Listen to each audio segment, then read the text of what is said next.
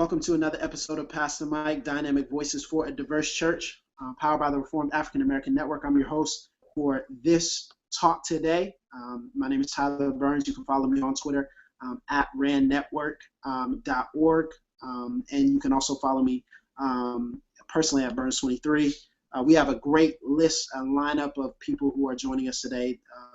Some men of God who have taken the night to and we've rebuked the technology demons, and we are now here in front of you and excited to just be talking about some of the things that are going on, some of the sobering things.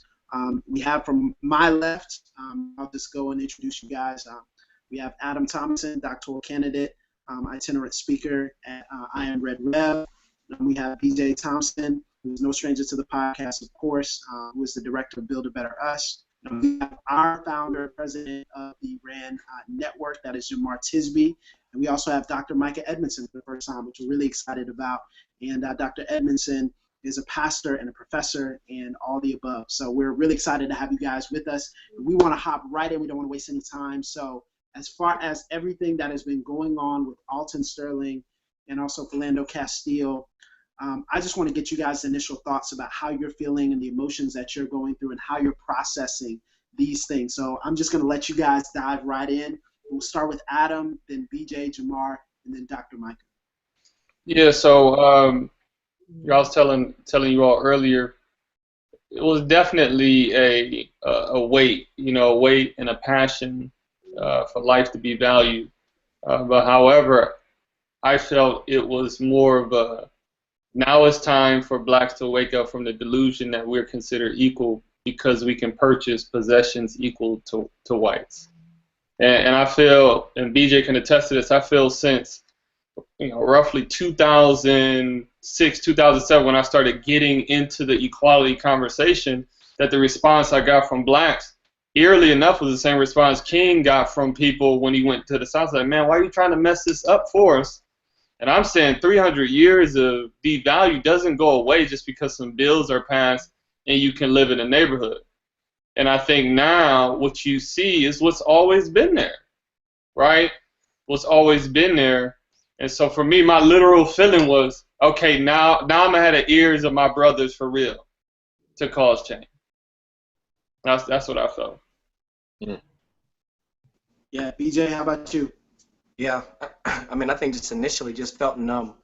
I heard it, saw it, and I think it's one thing to hear about an incident, and it's another thing to see an incident, and to recognize, man, that it isn't protocol. This isn't what's supposed to happen.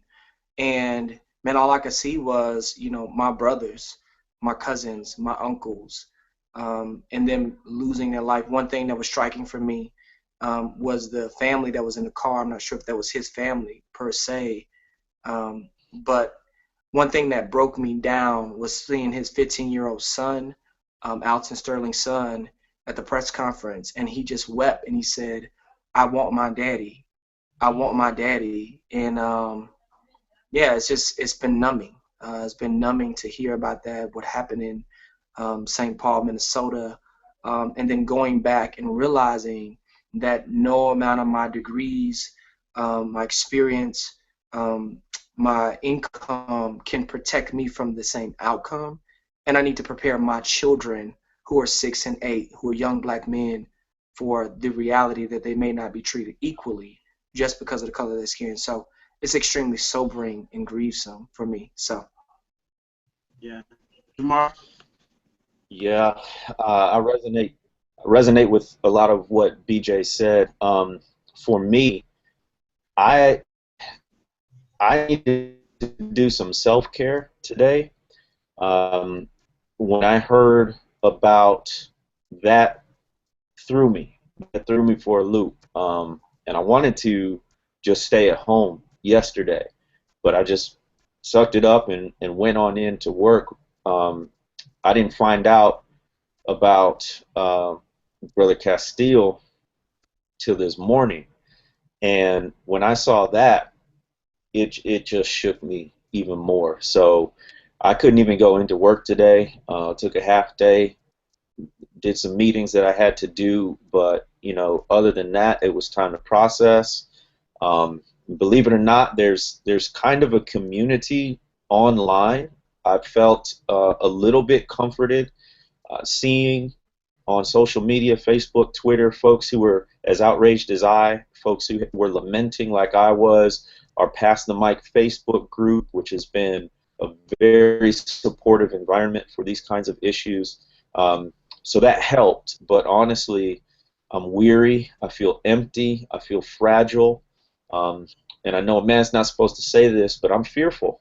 I'm fearful to get in the car at this moment and being pulled over and knowing that might be it. That's the reality. Yeah. Dr. Micah? Yeah.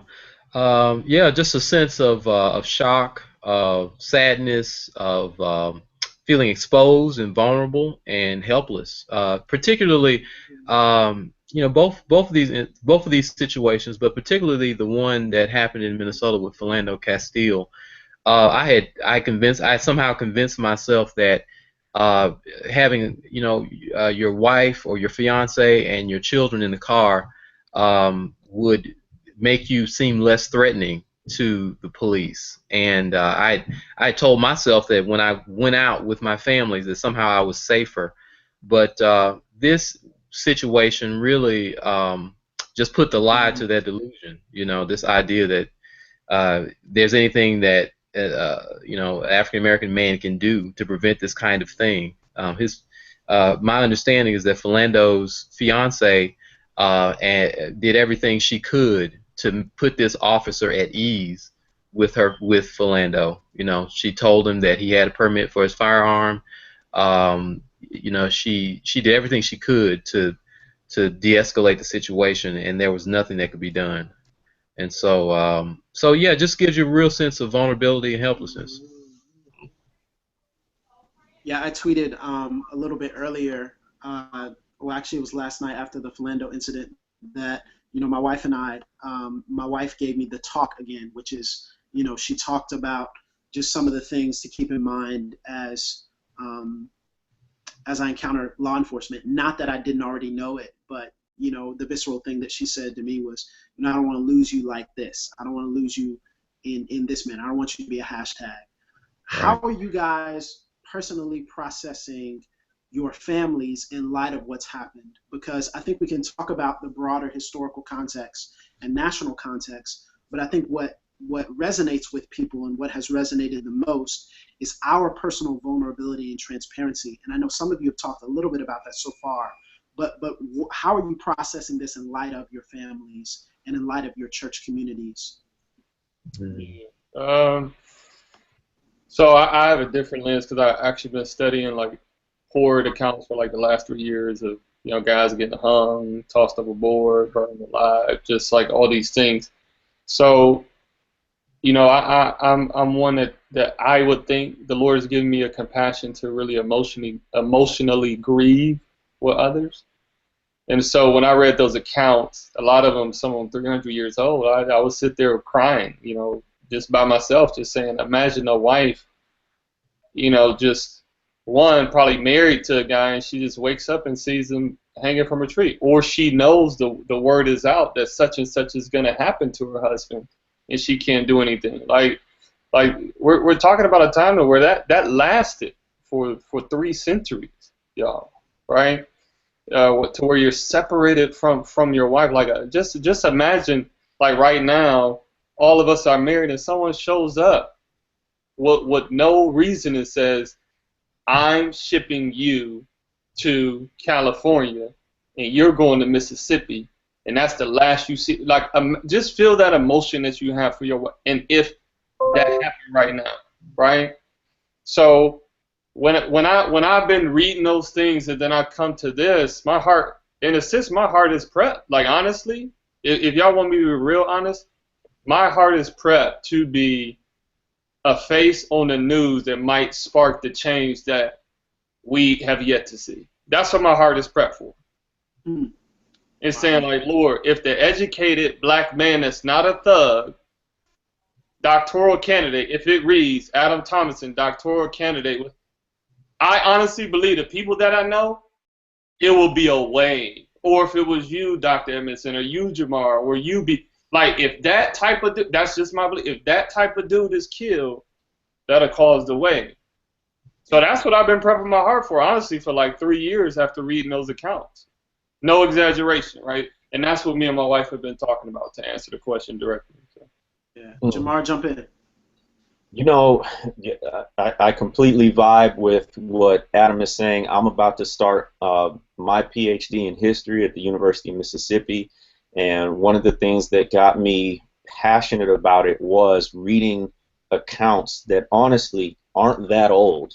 This is not that long ago, of castrations, cutting off ears, hanging people in broad daylight while folks are picnicking around them for a lynching. This is America, and we never fully repented of it at all. Not in any stretch that's even close. The Confederate flag is still on our state flag here in Mississippi. So this is reality, and as far as how we deal with it as a family, in a sense, it's ongoing, right? All of our decisions, at least on some level, are filtered through what might be true in terms of the racial situation. So that's where my child goes to school, who is a black boy, a beautiful chocolate brown black boy, who by the time he's 12, statistics say on average folks will overestimate his age by 4 years. And that's what happened with Tamir Rice, 12-year-old. According to averages, folks would think he's 16 years old. And that's specific to black males, that overestimation is so grievous. So I think about this all the time. We think about this all the time. And what is tragically true, when you have two incidents like this so close in a row, a change in the status quo, it just means the status quo has become more public to white people. So in a sense that we're not doing anything differently, because we're always thinking through the implications of race, particularly how it affects black bodies and black men in terms of violence and life or death situations. Right. Well said. Dr. Micah? Yeah, I got the opportunity to speak with some of the leaders within our church, the other elders within our church, and just had some real frank conversations with them about about the reality of being black in America, and the ideology of the criminality of blackness. That this is a particular sinful ideology and belief that's been perpetuated for centuries here in the United States, and these are expressions of that sinful belief. And it's not just the way things are. This is a belief. This is a principality, and it's got to be challenged with the gospel. So so I've had those conversations with leaders within the church. Certainly, we'll take time on this Sunday, and we will during worship at New City Fellowship, the church I pastor, and we'll take time during congregational prayer to lift up just the communities that have been impacted by all of this, and then of course, as Jamar said earlier, and it's sad to say, but in many ways, this is nothing new to African Americans, right? We understand that that we are a particular target, and what it means to be black in America is it means in many ways to be criminalized unjustly. So so we just continue to be hyper vigilant and find ways to strategize and to cope, and also to hope. The Lord is gracious and kind. It's interesting the way in which when you feel vulnerable, and you know that the people who are tasked with serving and protecting you here on earth, when they don't do it, you're thrust upon Jesus alone. We ain't got nobody down here to help us but the Lord. And so it calls us to pray. It causes us to to mourn, but also to hope, because the Lord is gracious and good and kind and faithful. So, Amen. BJ? Yeah, I mean, I just amen everything that's said. I was sharing with a friend earlier about that. I think that it's an unknown reality. that there are dangers just because of one's melanin count. And I just had to share with a friend that some of the trauma, it may be increased, but it's just because America is able to visualize it. During the civil rights era, Dr. Edmondson did a great job talking about this, but they had to stage for people, particular people. You just couldn't have a single mother who was pregnant out of wedlock. You had to have an upstanding citizen. You had to have a victim who was of light complexion in order for the story to sell. And so I think that what's unique about the circumstances is that America is seeing some of the poorest among us who have access to videos and who are being treated with a lack of dignity in a way that does not reflect that officers are actual employees. You are a public servant and you're an employee to the city in order to hold up particular laws. And then also, the last thing I would say is realizing that this is a struggle that my children were born into, I was born into, my father was born into, his father, my great-grandfather, and every individual who's been here for the last 400 years. And so I just think it's a time of heightened time, and we just try to cover our heads in prayer. We pray for our nation as a family. I talk to my boys. But I think that one thing that's sobering, if I could say anything to the audience, is that I wasn't sure, I was hopeful that I wouldn't have to give the stern, your skin is a target talk to my boys. And this week I found that I was wrong. I have to give that talk to them. So, There's a question to that. Go ahead, Adam. Go. Now, why would you feel you wouldn't have to give your boys that talk? Yeah, so I'm honestly I asking. believe that the talk would, well, can I finish? So I believe that the talk would have to come at some point. I didn't believe that the stern, sober, you need to know this would have to come so urgently and so soon. I believe that it's there. We've talked about those things. We talked about them generically, but not in the stern, I need you to know this type of way. So, Any of y'all see OJ Made in America? I'm just curious. Y'all see OJ? Yep. Yes. Did y'all come back to the Rodney King beating footage? Yeah. Did y'all see that Go again? back and look at it. Yeah. Do you remember seeing that when you watched? yes, OJ? I remember. Right. Oh, I didn't see that. Yeah. If you, like, for me, seeing that now at 35, I go, that is equal, if not worse, than some of these videos we're seeing now. Yeah. Like, you remember it, but seeing it again. That's back then, and the same thing is happening now. So that's why I asked the question. I go, well, I don't see why we wouldn't have to have that urgent talk with our. Well, we have this hope that things are getting better. But as you said at the beginning, Adam, it's more like waking up from a dream that things are as good as we hope they would be. Yeah, and I don't even think it's necessarily, if you don't mind me saying, Jamar, I don't think it's necessarily about an assessment of the condition of America right now.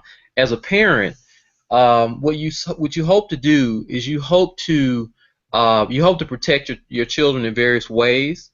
And one of the so in some of my research with the civil rights struggle, and Dr. King, even Dr. King himself sought to try and sort of protect his children from some of the grim realities that they would face being black in America. Certainly, we don't want to be dishonest with our children, but there's a balance between giving your children and equipping them with the information that they have to have, and letting them know that they are going to be dehumanized in our society. Because children are vulnerable and fragile, and you don't want to dash their hopes. You don't want to make them jaded. You don't want to cause them to go out and to be and to live their life in constant fear. So so there's a balance there. Again, we want to be honest, but certainly you have some parental discretion to share what needs to be shared and when it needs to be. So I can certainly understand, BJ, you making that decision. Yeah, no, and I understand it too. I'm just saying from a standpoint, because I would agree with you. But here's my struggle with Christians, not just with blacks, with Christians. We're not fairly looking at, we use this term fallen all the time, and we're not looking how the fallen nature applies to our context so severely to where when you step out in that world, Zipporah, though you're 7, though we say you're beautiful, though you have locks and I love them, they're going to see you in a lot of, the world, not daddy, is going to see you a certain way. So it's more like prep as a shepherd to endure versus being jaded and not to have hope. And I feel like there's a space in between all of that. And not just like, Debbie Downer, like, no, I want you to have skin to absorb while you seek to love like Christ. Mm-hmm. That's what I'm saying. And that those are the talks. So my talks aren't like it's negative and it's down. It's be hopeful, but you're gonna have to have skin to be hopeful because our environment is gonna require more of you to be hopeful. And I wanna pull on that thread a little bit because in so many ways we are hyper conscious of how we will be received. Yeah. And all y'all brothers are educated, college and beyond. You got a doctor, PhD here. We got somebody in the dissertation phase. You got somebody about to start. We got smart brothers here. We got well-dressed brothers. We got folks who are taking care of family. In every way, regardless of color, we are striving to be examples that other people can follow because of our faith. That's what leads us to these conclusions. However, there's multiple dimensions. There's this idea of a perfect victim, because that'll be an immediate sort of objection that people raise, particularly with Brother Alton. They were bringing up his criminal past, none of which had a bearing on the situation in which he was murdered. But for anyone of us, we work so hard, at least hard, to make sure that I don't somehow fit the stereotype they might already have of me. Mm-hmm. Yeah. Jamar, come on, you going there, brother? Why? I don't think that I think that's got to do with that's a survival strategy, right? So we are we're trying to make our way in the dominant culture that has the resources and the criminal justice system and the policing system and this, that, and the other. And so so it's not about necessarily playing respectability politics, but what it is it's about survival and about trying to contextualize in this particular situation that we found ourselves in. So and I just want to say something to that note. I mean, the night of the Alton Sterling incident, personally, I was walking into 2 stores before I saw the incident and then after the incident, and both times someone who was white, and both times a white woman, clutched hers and took a posture. She passed by. And I don't know if I startled her. I'm not saying she's racist. I'm not making any aspersions upon her character. But I will say that the visceral reality that my body is a threat or perceived as a threat is not something I can run away from at any point in time. And we make these calculations, as Jamar was saying, every single day about how to appear non-threatening for the people around us to make them feel safe when we ourselves are not. It's clear that we ourselves are not safe.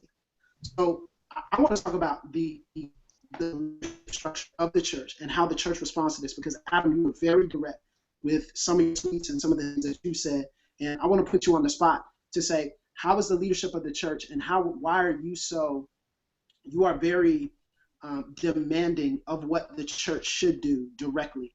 Why is that, and what would you say to someone who perceives that as radical?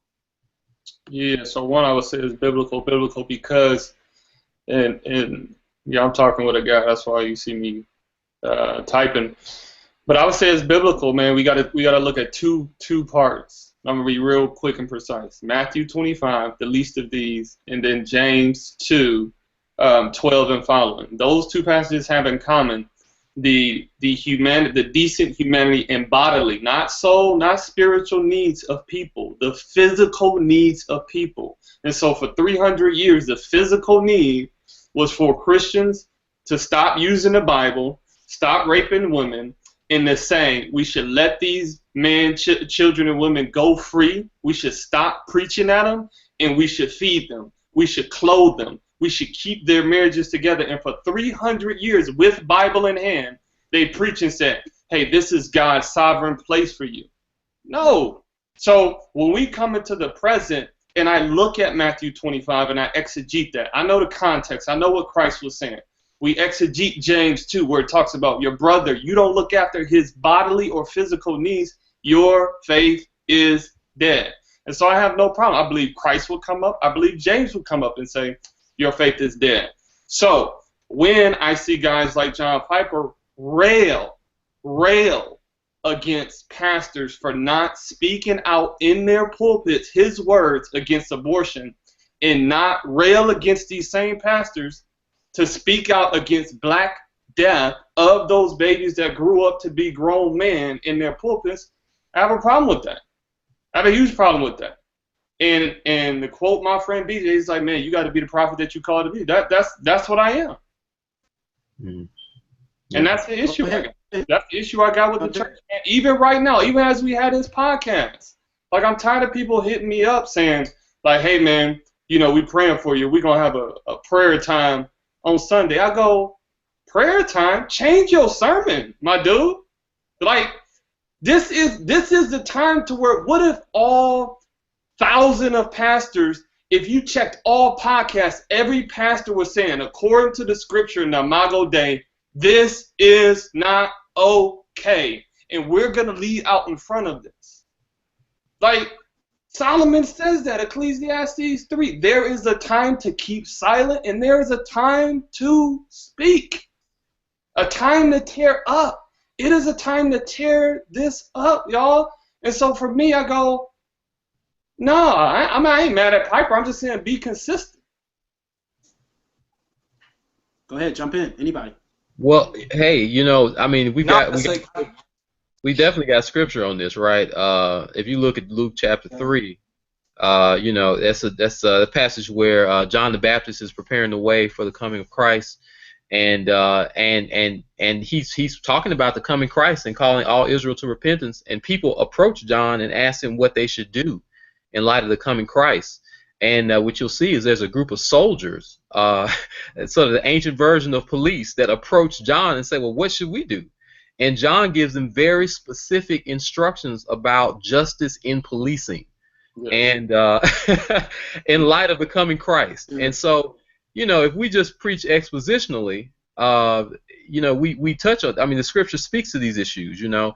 It's interesting because one of the things John specifically tells them to do is to stop extorting the people that they're policing, right? So these folks are using their authority inappropriately, and then he tells them to be content with their own wages, because these were folks that, just like most police forces, these police people, these soldiers, were taken from the kind of lower classes of people and put over other people. And so what John is saying is like, look, don't let the bitterness that you have from being in a lower class or being in your social place actually infect your heart in such a way that you lord it over others when now you find yourself in a position of authority. Mm-hmm. And so John is addressing a whole lot of issues that we see happening today, you know. And if we will only go to those passages and actually bring the gospel to bear on these issues, we'd be surprised at what the Lord would do. Mm. Yeah, Brother Dr. BJ, what you got? It's a great point about, God has different positions for us in the body. I think one thing that we need to recognize is there's varying gifts: apostle, prophet, pastor, preacher, teacher, shepherd. And I think oftentimes we are very disgruntled and disapproving of prophets, and yet God appoints them. And they often get persecuted. But we need to be very sensitive to whether or not God may be speaking loudly to those of us who are numb to things. And so just want to say amen to you, brothers, speaking. I think that there's a couple of things that we all wrestle with, right? There's this us versus them narrative that was created out of sin from the Garden of Eden. And now all of a sudden, it's not my fault, it's the woman you gave me, right? And we just see humanity decline from there. And it just further divided itself over time. And so when we're talking about the things that we're talking about, I think, one, we need to recognize that there is this spiritual divide that has woven itself into systems and has woven itself into policy and has woven itself into cultural attitudes, so that when we're trying to uproot those things to create justice, we have to include those things with policy, with systems, with justice, because many of us have adopted this idea of, one, of if I'm safe, then it's good, or two, if I look at people justly, I don't want to treat anybody, I don't see anybody unequal to me, and a lot of us hold that in our heart. But what we should say is not just I don't want to treat someone unequal to me. We should also say, if I believe that that person is equal to me, so our system of justice, our systems that treat people have to also treat people justly. And let me give you one verse on this that's really big for me. Jesus, in his rebuttal to the Pharisees, Matthew 23, verses 23, and this is what it says. It says, "Woe to you, scribes and Pharisees, you hypocrites, for you tithe, mint, deal, cumin, and you've neglected what? The weightier matters of the law, justice, mercy, and faithfulness. These you ought to have done without neglecting the others." I think that our conservative culture has led us so far into this idea of theology affirmation, but social justice or issues of justice somehow get left onto the sideline until they become crisis, when yet Jesus says, if you are really walking with me, then justice has to be weighty, and that has to be a part of your life. And so I think once we change that, we'll be able to engage some of these situations that we're speaking of better as a church. Jamar, That point is so crucial that we need to be addressing these issues on an ongoing daily basis. Mike and I, absolutely. yes, all along. Micah and I were talking earlier, and he made a great point. It's not just an individual police officer.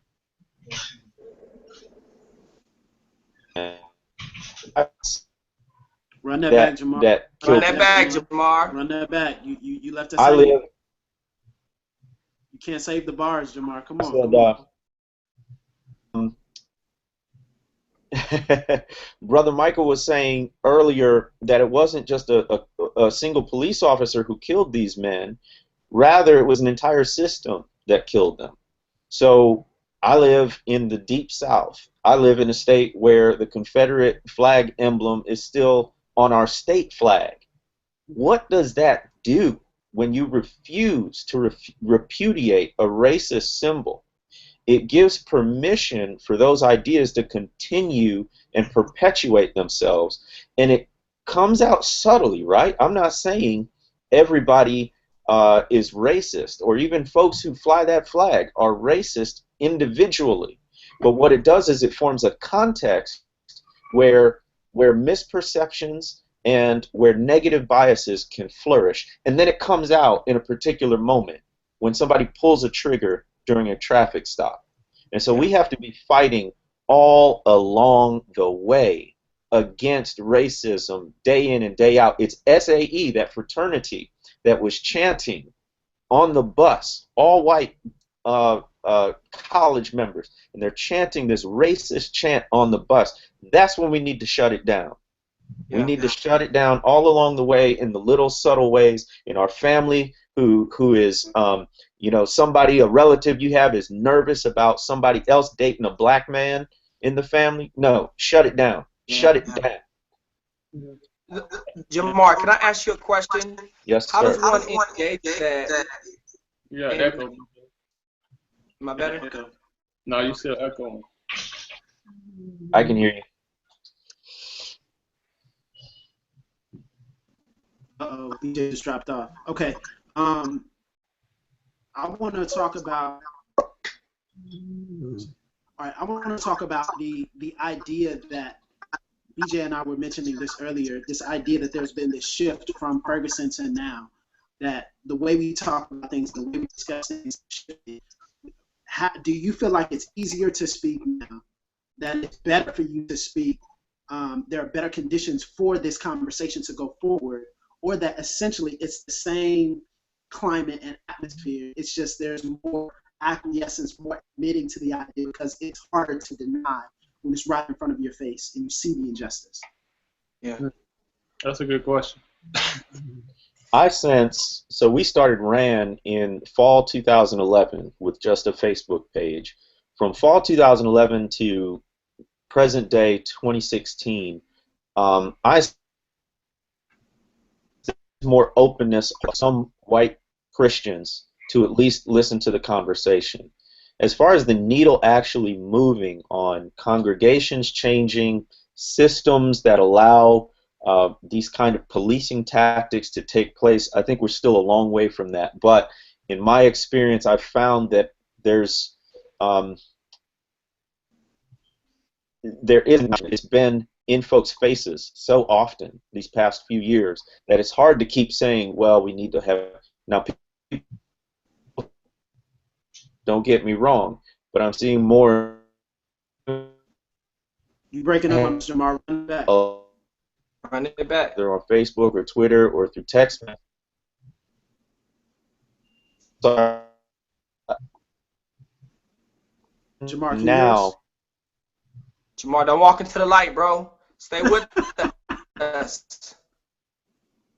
Jamar, stay with us. Don't go into the light yet. Went, man. I gotta make sure. He gone. I gotta make sure. He gone. Okay, let me pick up on BJ, something. go ahead. Hop in, Yeah, BJ. I got you. I want to pick up on something. I think oftentimes our audience feels guilt. One thing that came out recently, I recognize that we don't have a category for grieving.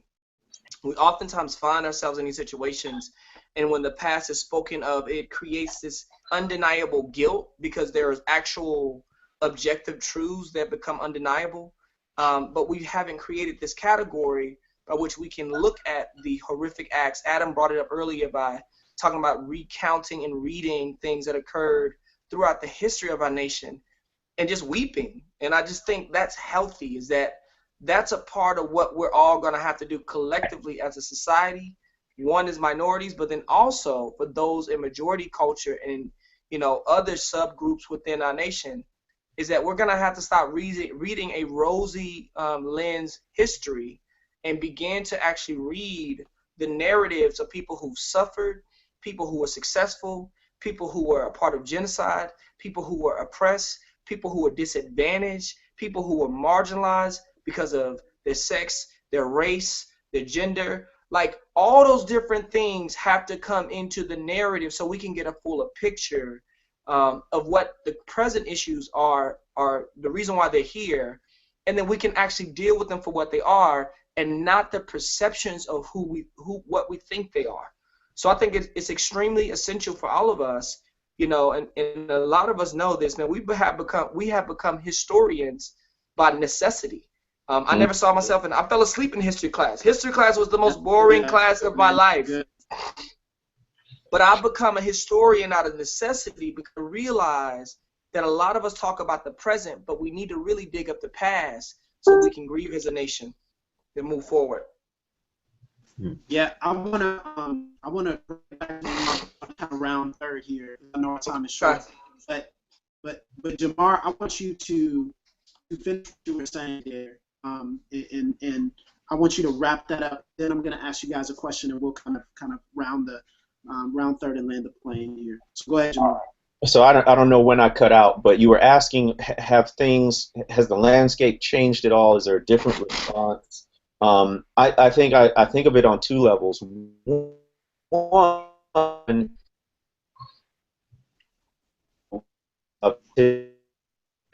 both. That brother insane. No, bro. Don't want you to talk. Lord, That's what I'm saying, man. You confess something to us, bro. Chastising that man. Watch that. Safe place, man. Come on, bro. It's a safe Let place, me ask man. you guys this. While he's getting that together, let me ask you guys this. We kind of land the plane a little bit. When do we talk about solutions? Because it almost feels cheap to talk about these solutions. Jamar, you back? I'm back. I don't know what's happening. I think there's a little bit of a change. Third time's a charm. Go ahead. I'm getting more support from my white brothers and sisters on a personal basis, so I think they've heard that since Ferguson. Yep. I would agree with that. Am I still with you? However, yeah. Hello? Come on, Bishop. All right. We with However, you. the needle moving on actual systemic issues, congregations becoming integrated, policing changing, we're still a long ways from that happening. That's it. That's all. Let me ask you this. It feels cheap to talk about just these neat summations and solutions, right? Well, if we do this 5-point plan, no one approaches. I don't know if that's how we approach spiritual growth, maturity. That's how we approach like the changing and engagement of culture. Not necessarily like a 5 or 10-point plan, as much as it is a day living in of the spirit to organically live out the things that we say we believe. So, is it time for solution talk? Are we still at the place of lament? I know there may be different perspectives on that. Solutions. And if we are for it now, immediately, what is that like for you guys in categories and areas? We'll start with Dr. Micah. All right. So in terms of a solution, I think you cut off a little bit right there at the end, but I think you're asking me, is it time to move toward a solution? And Yes. is that okay? All right. I would say absolutely. But when I say a solution, I don't mean like a 5-point plan. What I mean is a rediscovery of what the gospel actually calls us to, because I think that the part of the reason why the church hasn't responded as forthrightly, when I say the church, I mean certain segments of the church hasn't responded as forthrightly as it should be responding, is because it has a truncated understanding of the gospel. It doesn't realize that the way people that most people hide their hatred for God in their hatred for other people.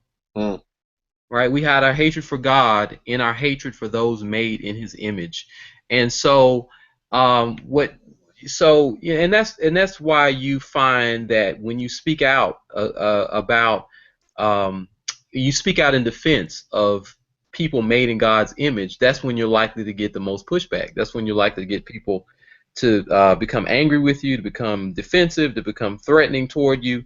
And so these are real gospel issues, and until the church recognizes and claims them as gospel issues, we're not going to be in a position to move forward. Right? People will continue to see these as merely social issues rather than issues that are connected to Jesus and His mission. Right? So a predominant, a really central key theme, gospel theme that oftentimes we have lost is the theme of liberation. Right? The gospel liberates. And so, come on, Bishop. Come on. Right, so that's a major thing that I think we've just we've let go of that theme, and we need to really develop that theme and apply it in our context. Doc, how do we do that and not because a lot of, I mean, you look at James Cone and others who have been very outspoken in times of oppression to say that the Christian church, the gospel, calls us to pursue liberation, and so does Jesus, and yet he's been, marked as a liberal, a person, who doesn't have a sound sense of doctrine, Right. and being ethnocentric. How do we resolve that? Because you have to speak even explicitly about liberation. That's not something that just kind of happens. Right. Right. So James Cone is a fascinating figure, right? And so when he comes out with his Black Theology in 1969, it's interesting. So he comes out with that on the heels of the death of Dr. King, the rise of the Black Power movement, and this is sort of a theological expression of the Black Power movement. What ends up happening is that his brother, Cecil Cone, has written the most insightful critique of James Cone's work. He wrote a little-known book called Identity Crisis of Black Theology, and that's a very it's a really important book because it's actually, as I said, the most insightful critique of Cone. And what he actually says is that he says the biggest problem with Black theology is that it's not black enough. He says actually, and here's the problem.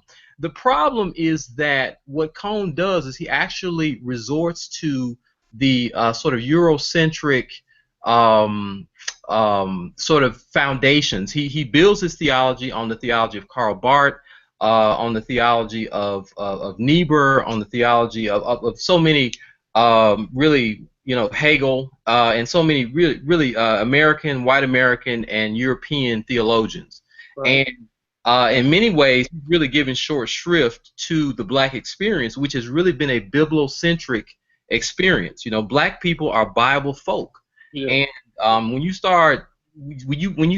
take the Black experience and you make that the rule of faith and practice, we're not going to follow you, because as much as we resonate with the Black experience because it's our experience, we still realize that it's King Jesus that actually freed us. Right. And come on, Doc. Right. And so the great heroes within our tradition and our experience have understood their work as a calling from God. Right. Mm-hmm. So Harriet Tubman is the Black Moses. Right. For even Frederick Douglass understood his work vocationally. Mm-hmm. Sojourner Truth and so many others understood that I'm doing this not just for social liberation, but because God Himself calls us to be free, right? And so what Cone has done is, and this is really sad that he sort of gets because of an absence of biblically orthodox people speaking about liberation, he sort of gets all the airplay. Absolutely.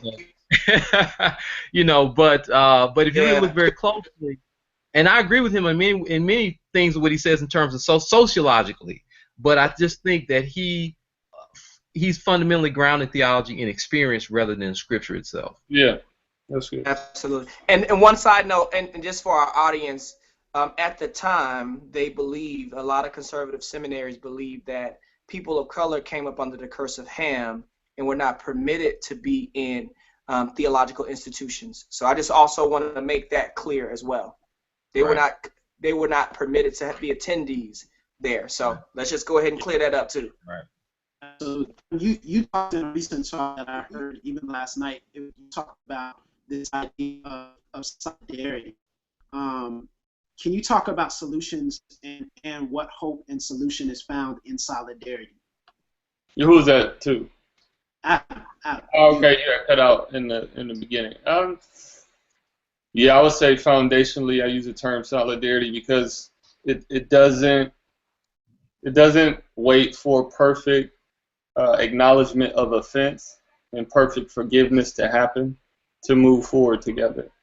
And I believe, like, when you look at Christ on the cross, His unifying with our pain and our sin on the cross, He says, "Forgive them, Father, for they know not what they do." So you see this openness in His heart to intercede towards His Father for humanity who's doing this heinous thing to Him, who was clueless, right? And I think so many times unity is withheld, sometimes from the Black side, because Until they get it, nah, I ain't doing this. No, I ain't doing it. No, I ain't doing it. Until they understand. And I go, well, you have a hard time reading the scriptures and fleshing out the kingdom, right? So I think foundationally, if I'm really honest, what I think a return to needs to happen, I think the first return needs to be to spirit-born biblical teaching.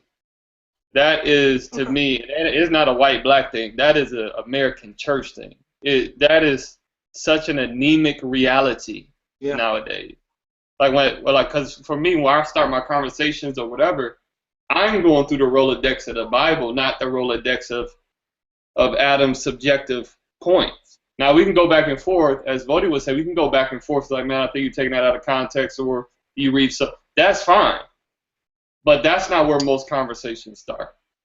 And so I think in order for us to be stand in solidarity, if you don't have a biblical framework, then it's going to be tough to move forward together. And now you're going to say moving forward is like, well, I'm just tired of blacks getting shot. Or I don't want that to be my family. Or, right, you're going to make it about these other things and not the actual supernatural glue that should bind us together. And I'm talking about the church, not just humanity. I'm talking about the church, you know. That's good. That's good. BJ,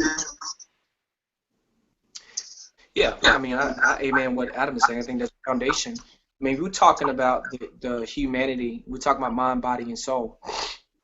And when you look at, a lot of the movements that we see, there's a strong focus on knowledge. There's a strong focus on preserving your body. But there is an absence of what does this mean for my soul? And one thing I love about C.S. Lewis, he had this quote.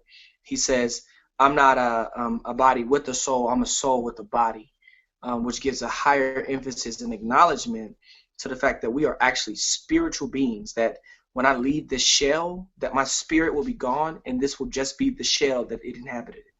But I also think that Christians specifically are anemic on culture, and they have a secular sacred divide. Oftentimes I'll read online, the gospel is the answer, and not realizing that Jesus knew the gospel was the answer, yet he fed people. And we'll look at another issue. We'll go, the gospel is the answer. Jesus looked at those issues, and yet he healed people. And looking at injustice, and we'll go, the gospel is the answer. Jesus looked at injustice in the temple, and he knocked over tables. I think that Christians are oftentimes too anemic on God's world. What is history? What are some of these realities? And part of it, if I'm honest, I think that if we dive into it, it unearths this unspoken deep sense of white supremacy that causes you to feel superior about yourself, about your culture, and not just like the rest of us, right? And so I think we have to create a category of grieving. We have to remind people there has to be death before there's resurrection. And out of that, we can have meaningful solidarity, because guess what? We say we're all standing on the same ground, but the way our social structures work, they don't present us, nor do they give us the sense that we're on the same ground. So we don't have a shared humility. And that's what the gospel does to the conversation, by allowing us to engage all of God's world with his word so that we can experience unity. Yeah, can I say something real quick to that point, because I think it's good? For those who are listening, this is what solidarity is, easily. Take the incarnation and I'm going to bring it home. When King did the March to Selma, he let out this call and said, I'm calling upon all pastors, parishioners, those who call themselves human with blood in their veins. If these things which you have seen affects you, come to Selma, we're going to march. This is what solidarity is. A pastor from Boston who's white, who has no reason to be in Selma. He doesn't have to go to Selma. All during that time, he loses if he goes to Selma. He's coming from the north to the south. This is a time where the term nigger lover is high, and they persecute whites who love on blacks.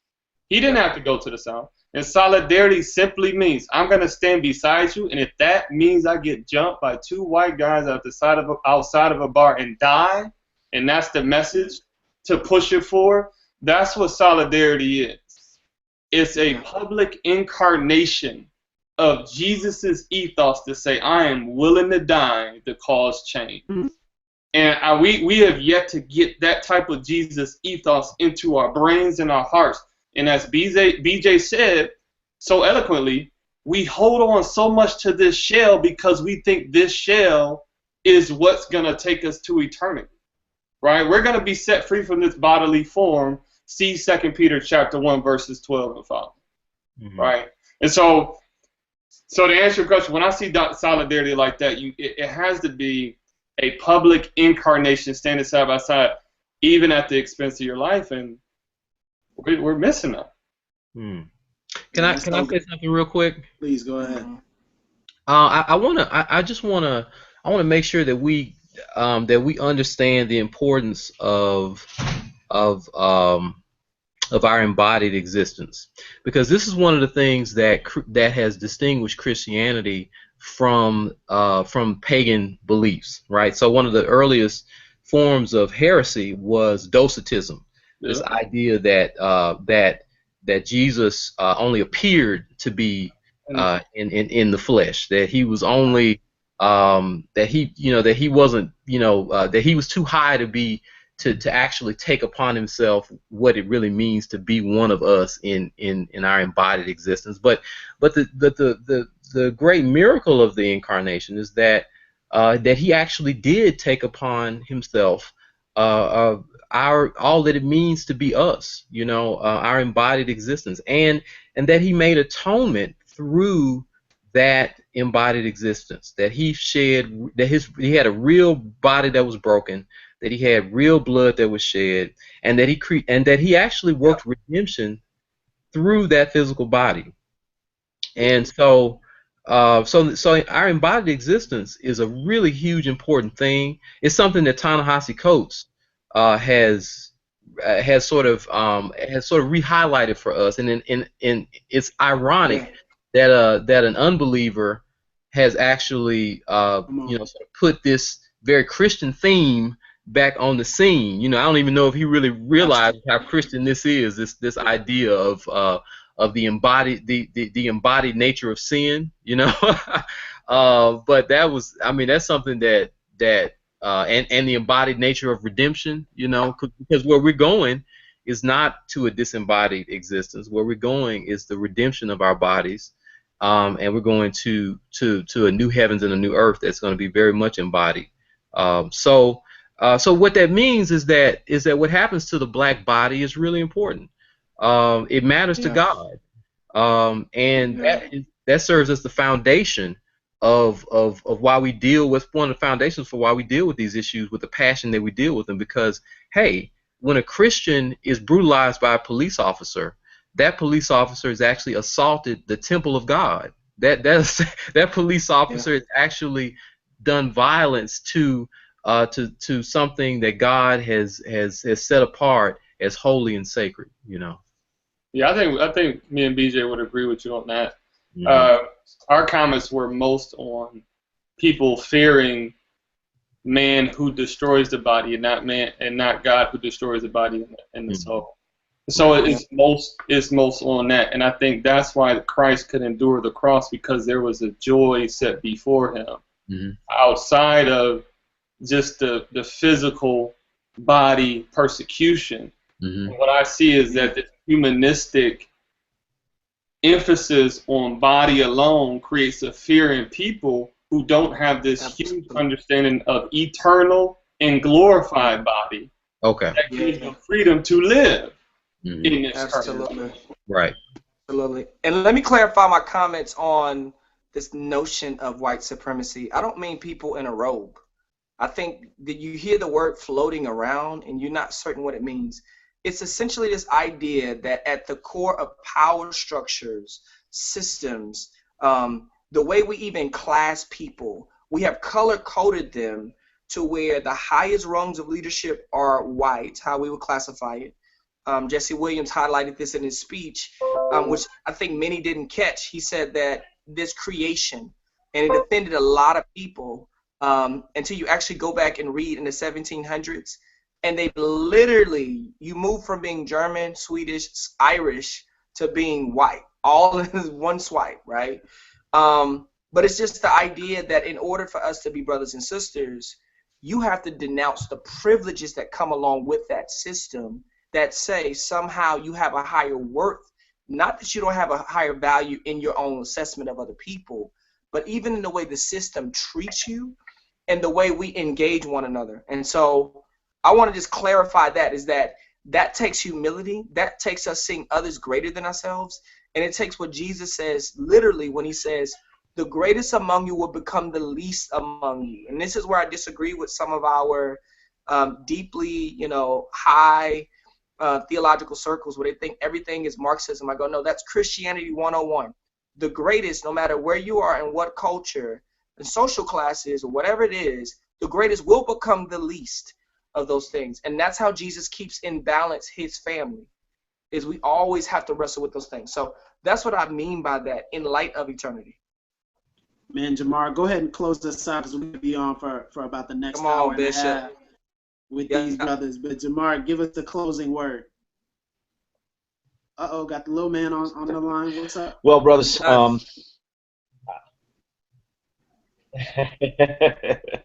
hey, it's real life here. I'll make it brief so I don't cut out. I think there needs to be some righteous anger. I think that righteous anger needs to be over the fact that sin has an impact on our embodied existence. We are losing lives, blood in the streets, and if you don't get mad about image bearers, no matter what their skin color or what their record, being killed, I don't know how well you get the gospel. So until we become really angry, like I am today and now, and your anger do not sin, because we do have a hope that is far greater than the sin that we experience every day. He is stronger, and I'll say to all my black brothers and sisters who are losing faith in Christianity because they're sick of praying, they're sick of just talk. God is not overpowered. This is not taking him off guard, and he has not lost control. So don't lose hope. Keep the faith. Thank you all, brothers, for joining us. Thank you so much, man. It's been amazing. Good conversation. Much more to say. Let this be the beginning of a conversation. Yeah. Thank you all for listening. If you have thoughts, please visit our website at randnetwork.org. You can follow us on Twitter at randnetwork.